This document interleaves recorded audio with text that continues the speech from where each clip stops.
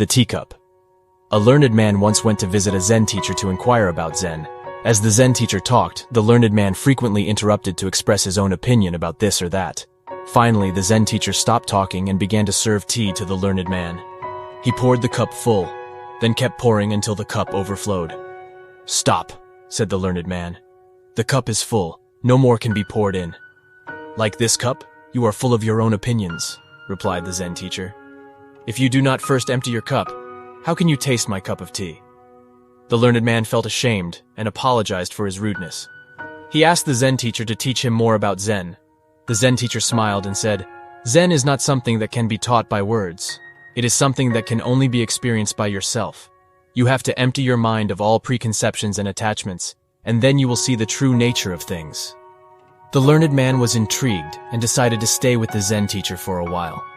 He practiced meditation, observed nature, and listened to the Zen teacher's stories and teachings. Gradually, he felt his mind becoming more calm and clear. He realized that he had been too arrogant and narrow-minded before, and that there was much more to learn from others. One day, he met another man who came from the same town as him. He recognized him as a former rival in his field of study. They had often argued and competed with each other, trying to prove who was smarter and more knowledgeable. The learned man felt a surge of resentment and pride, and wanted to show off his new understanding of Zen.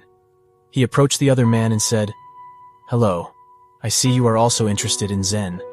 I have been studying with a great Zen teacher for some time now, and I have learned a lot. Do you want to hear what I have learned?" The other man looked at him with a friendly smile and said, "Sure, I would love to hear what you have learned." The learned man began to talk about Zen, using many technical terms and concepts. He quoted from various scriptures and commentaries, and explained their meanings and implications. He tried to impress the other man with his depth and breadth of knowledge.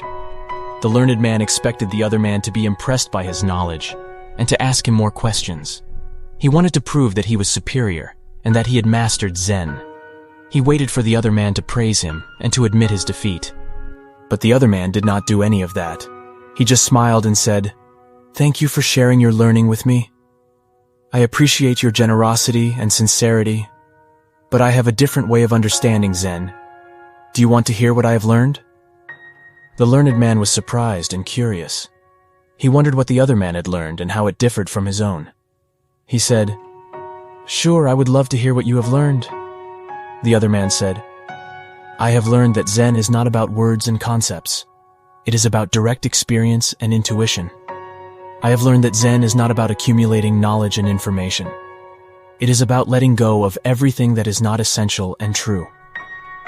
I have learned that Zen is not about competing and comparing with others. It is about harmonizing and cooperating with everyone and everything," he continued. "I have learned these things not from books or teachers, but from life itself. I have learned them from the sun and the moon, the wind and the rain, the flowers and the trees, the birds and the animals, the people and the situations. I have learned them by being attentive and responsive, by being humble and grateful, by being compassionate and joyful." He said, "This is my way of Zen. It may not be as sophisticated or impressive as yours, but it works for me. It makes me happy and peaceful. It makes me feel connected and alive." He looked at the learned man with a gentle smile and said, "What do you think of my way of Zen? How does it compare with yours?" The learned man was speechless. He realized that he had been talking about Zen, but not living it. He realized that he had been full of his own opinions, but not open to others.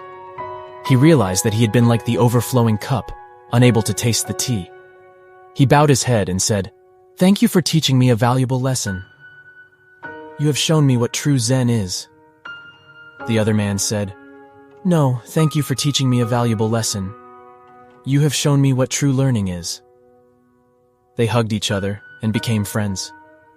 They both emptied their cups and tasted the tea. The moral lesson of the story is that we should always be open to learn from others, even if they are different from us or have different views.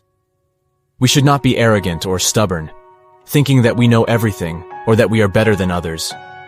We should be humble and respectful, listening to what others have to say and appreciating their perspectives.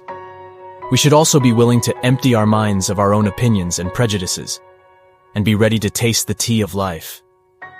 By doing so, We can enrich our understanding and experience of Zen, and also of ourselves and others. We can also make more friends and have more harmony in the world.